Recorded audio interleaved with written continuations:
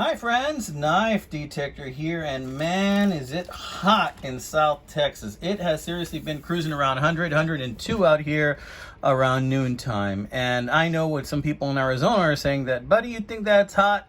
That's a cool day down here, but it's hot enough for us down here in South Texas, guys.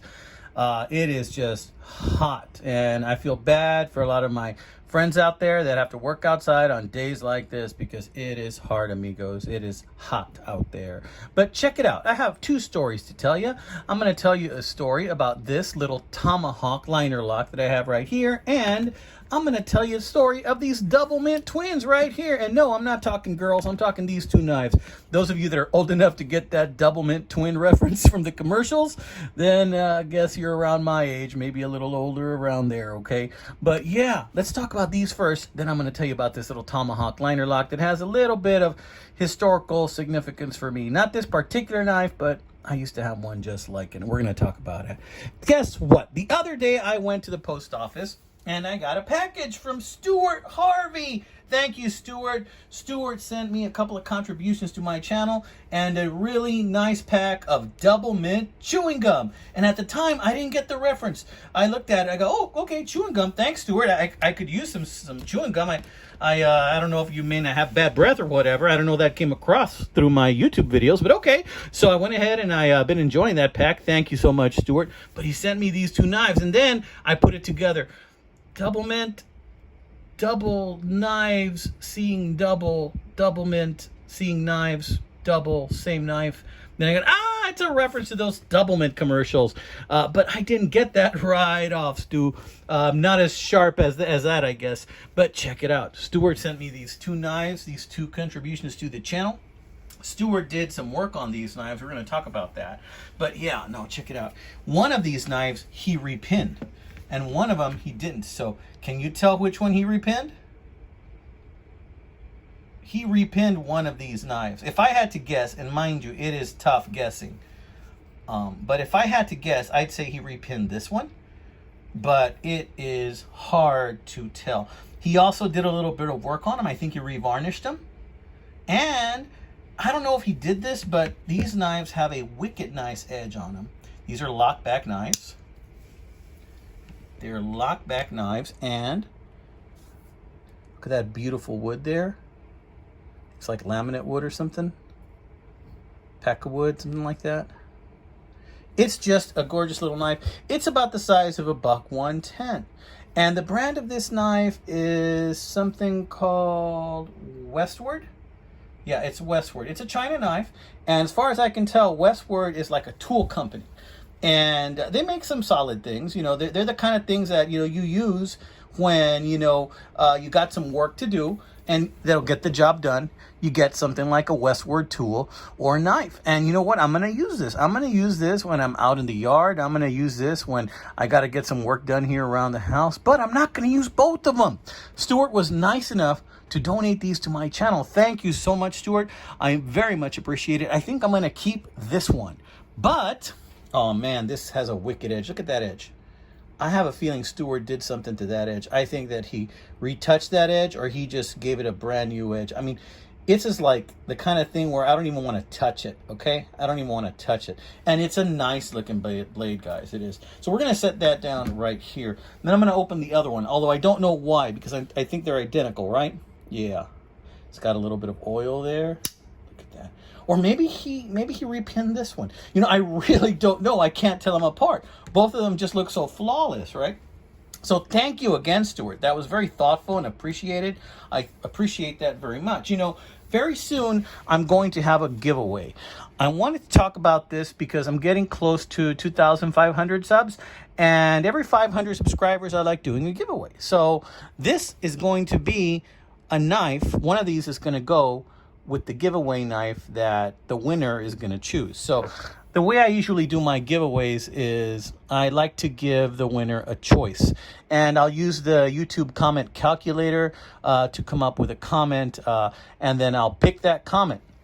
And then I'll have in the comment of the following video, when I announce the winner, I'll have the the winner, I'll request that they comment on that video a partial email address so that I know who it is, and then have them email me their physical address. So that's usually how I do it. Now, this is open to anyone, but you got to understand that if you're not allowed to have knives in your part of the world, then don't participate, because it'll probably get confiscated. The other thing is this: you must be 18 years or older to participate in this, right? This is not the giveaway video. That is up and coming, but I'm very close to 2,500 subscribers. I'm talking about I'm within like 5.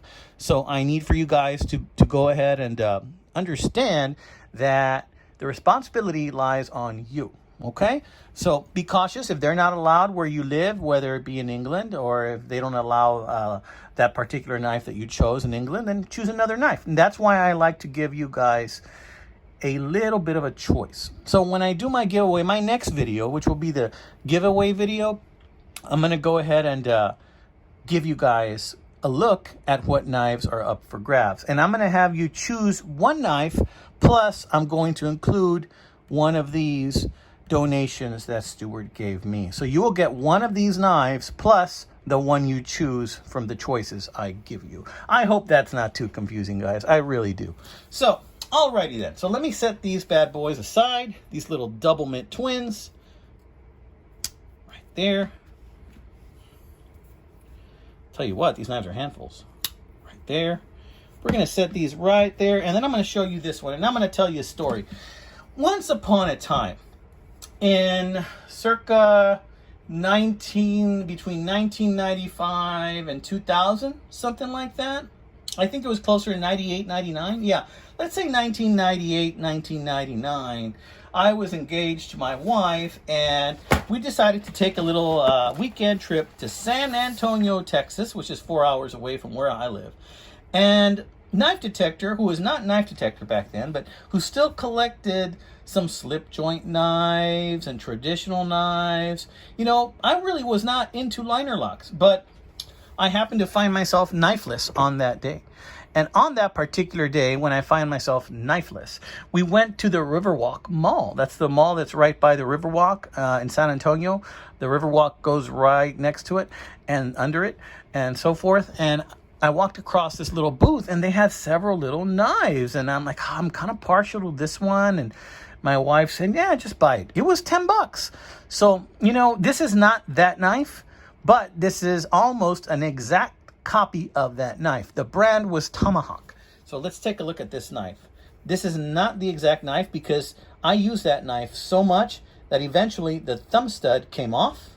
The blade was loose, and I ended up just selling that sucker in a yard sale. And now I wish I had it, so I could have shown it to you guys how I used that knife. So yeah, this is a Tomahawk brand knife. Check out this screw that it has here, where the pin normally goes in a traditional. It's very easy to maintain because you can just unscrew that with a flathead. That's a brass screw, right? See how that's maintained? That thumb stud is held there with a Phillips. Very, very easy maintenance. And that is a brass thumb stud. It's not a bad looking knife. I mean, it's not a bad looking knife. It's a pretty decent looking knife. I believe these are aluminum handles, which at the time when I held it, it just felt really light to me. And I thought, wow, that's kind of nice. And it's your standard liner lock. And for those of you that are interested, the liner goes all the way to the end over there. And honestly, you know, it's not the best made knife. Look at that. Look at the way that clip is retained with these hex bolts there. Interesting. So this knife was not made like for being compact, although it is pretty compact. This knife in the closed position runs about 3 and 5/8 inches long in the closed position. The blade from the base of the tang, I guess maybe 2 3/4 inches long. If you just go with the blade part itself, we're talking about a 2 1/4 inch blade. Sorry, that was totally all off camera. I'm over here talking about that. Let's do that again, guys. So in the closed position, this knife is about 3 3/4 inches long in the closed position. The blade itself, just the cutting part, is 1, 2, and probably 2 1/4 inches long, just the cutting part. A little bit longer with the tang. So it's not a bad looking knife, you know, and this is something that I carried in the 90s when I was about, let's see, I think I was between, let's see, in 1993 I was 18. So I was about 23, something like that, and I had something like this in my pocket in San Antonio in the mall, and I just really got enamored with the opening of it, opening it over and over again, and I just kept doing this. And this is not a flipper knife. It does not open that quickly, and just the noise that it makes when it snaps open, just over and over again. And it's not even loose or anything, so it does take a little bit of effort. It goes to the half point right there, and then it kind of clicks and it stays there, and it goes the rest of the way. If I really wanted to, I could kind of just do it to this and then just flick it open like that, which is what I would do. And I'd just be sitting there in the hotel room and just doing that. And honestly, I have to tell you that this was very fidgety for me. So because it was so fidgety, kind of caught my attention. But this is the very first liner lock that I ever owned. And even today, I don't own a great many liner lock knives. I have some, definitely not as many as traditional knives. But I wanted to, again, show you this brand, because this is a knife that, for me, kind of continued the hobby when I was of a young age. It continued the hobby, and it allowed me to continue being active in that hobby and kind of restarted that hobby for me, because around that time I had kind of stopped collecting knives. I told you that story about how I sliced my hand with a Victorinox accidentally, right? So I had stopped, right? So this kind of rekindled it again for me. And not this particular knife, but one just like it. And I carried it so much that I dang near just worn the knife out, my friends. So I wanted to share this little blast from the past with you, and I wanted to let you know that this is probably one of the knives that helped me continue into the hobby.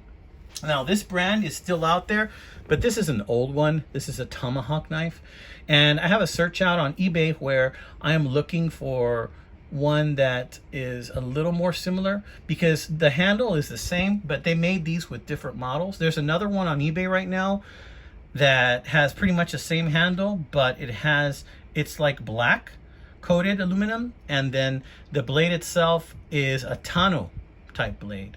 And I kind of wanted that one, but the seller was selling it for, get this, something in the neighborhood of $100. And I'm like, really? I don't think so, Joe.